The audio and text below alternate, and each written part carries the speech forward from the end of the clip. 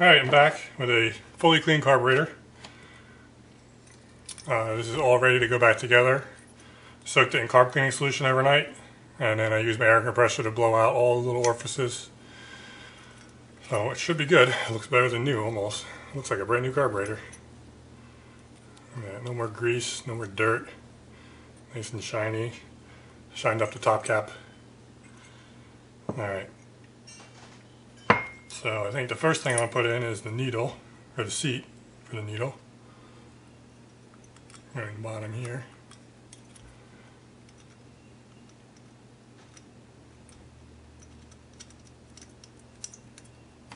Alright.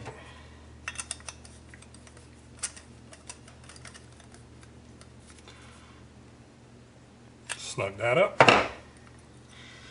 And we're going to put a smaller jet in. Right at the bottom here.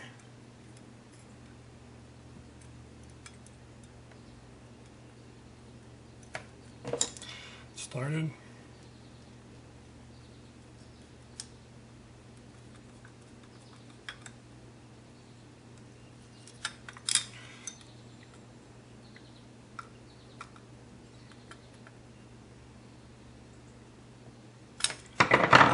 And the other jet goes in here. And I'm going to snug this up. And this little one goes in the end.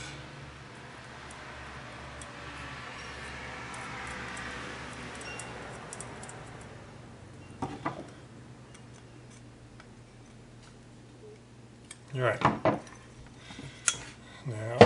I'm going to slip the needle back on the float. There's a little spring, so it just hangs on there like that. Now in the manual I didn't see anywhere where it explained setting a float height, so I was very careful while I cleaned this not to bend that little tab. I'm just going to leave it where it was, because these carburetors sit on an angle. I'm not sure how you would set the float height, so slide the pin in. And I think that's it for the bottom. There's really not much to this carburetor. It kind of surprises me. I'm going to put the bowl back on. I got a new bowl gasket. Needle moves in and out.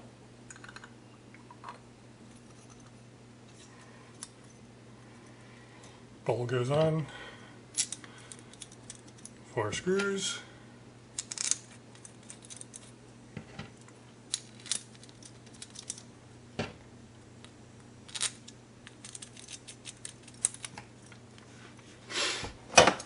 Tighten these down.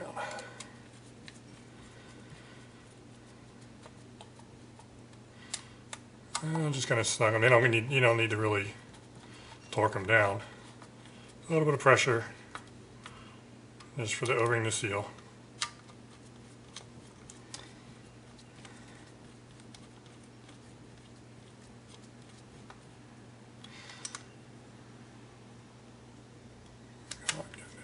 There we go. And that'll be good. And it's also nice in the bottom of this carburetor, this little port here, there's a screw on the side so you can drain the bowls with the carburetors in the bike. And there's just a little screw that goes in the side of the bowl. So that way when you're done riding for the season, you can just hook a little rubber hose on that little extension on the bottom of the bowl, loosen up these nuts and drain the gas out. There's that. And then the pilot screw goes, what side's that going?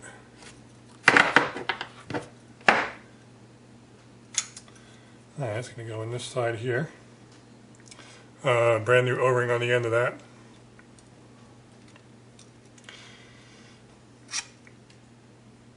And I'm going to run this all the way down. Be very careful so you don't over tighten it on the seat and damage it.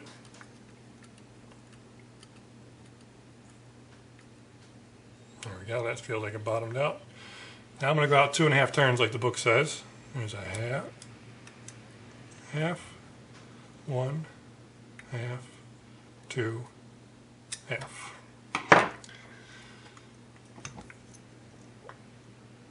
Alright, let's put the plunger in.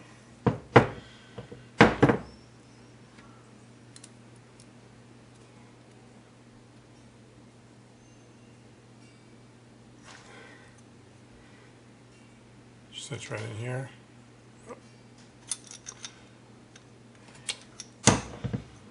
Second. Just going to slide the plunger in. Push this up through there.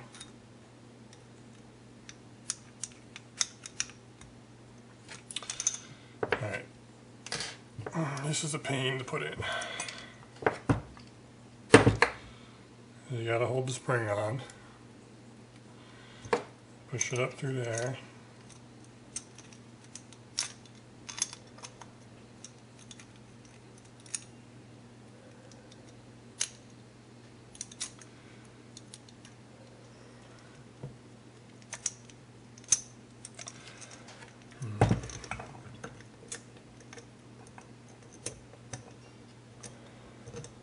Come on.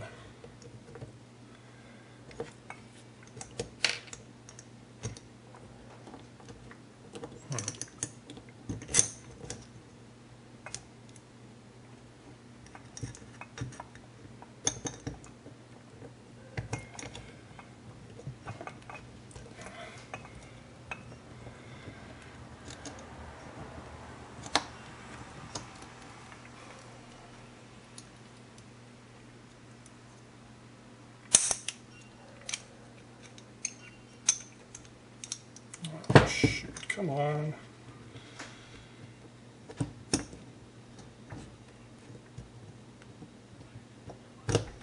There we go.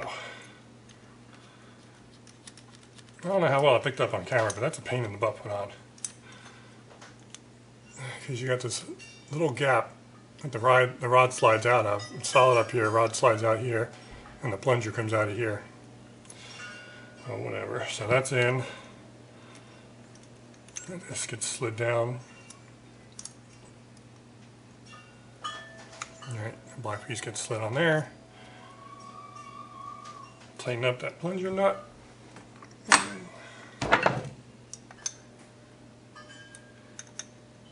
Now, just put a little bit of pressure, not too much pressure on there. Make sure it slides nice and easy. Because when you hit the choke lever on the bike, it pulls this out. I don't know what it does on the carb, but it seems to slide nice and easy, so good there.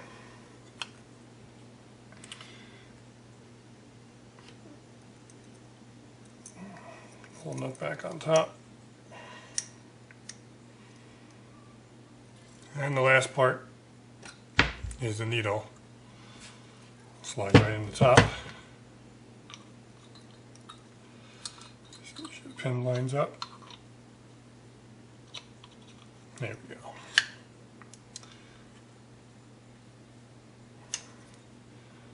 Make sure this is seated.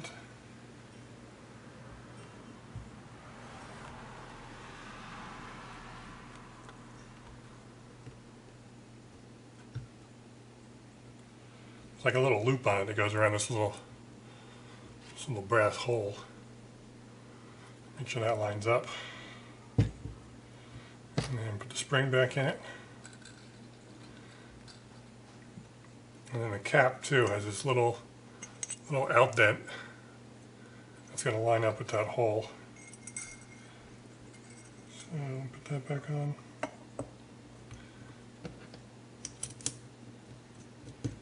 Get a couple screws started so the screen doesn't pop the plate back off on me.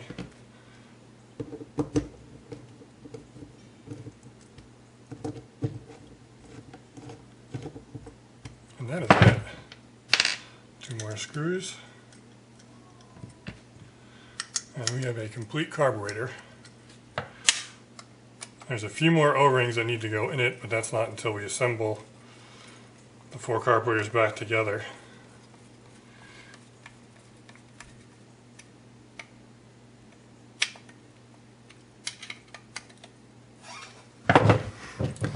So you'll see orient this the right way. This is where the fuel comes in from the tank. Right here, there's an outlet. The fuel pipe connects to the next carburetor. Up here, there's an air pipe that connects this the number 1 carburetor to the number 3 carburetor. There we are, a complete carburetor, nice and clean. Hopefully ready to run. Alright, hopefully I did a good job showing this on camera. So I don't have a lot of experience making videos for YouTube, so I'm trying my best here. Hopefully I'll get better. Alright. Alright, I want to make one quick video here. I finished rebuilding all the carburetors. They're all cleaned out, cleaned up on the outside. They look like new. I'm ready to put them all back together, reassemble them back the way they were. I was going to make a video of me doing that, but I don't think it's really going to be possible because I don't see how I can film it. So I laid out all the parts here in case anyone's curious about how all these are connected. So this carburetor over here will be number 1. Put the fuel in there. So 1, and then there's a fuel pipe like that connects 1 to 2. Fuel pipe like this connects 2 to 3. And another fuel pipe here connects 3 to 4. And then there's the air tubes that go between carburetor 1 and 3. Another one between 2 and 4. Over here there's a linkage. The throttle from the throttle lever on the bike connects to carburetor 4 right here. And then this part of the carb here connects to carb 3. Right there. And then these 2 carburetors, they have like these little tabs, they like overlap. So that piece there will overlap that little tab there. The same here. This tab here on carburetor number 1 will overlap there on carburetor number 2 when those 2 go together. So, let me turn that. Alright. So when these go back together, those will overlap like that. And that will connect all your throttle linkages. And the last linkage here, this is for the choke. These just connect right on the top of each carb, right on the top where the choke lever is, right here. You got that nut, it sits right on top there. So there's one lever here, connects 1 and 3, and then another one connects 2 and 4. And then once they're together, you put the airbox on.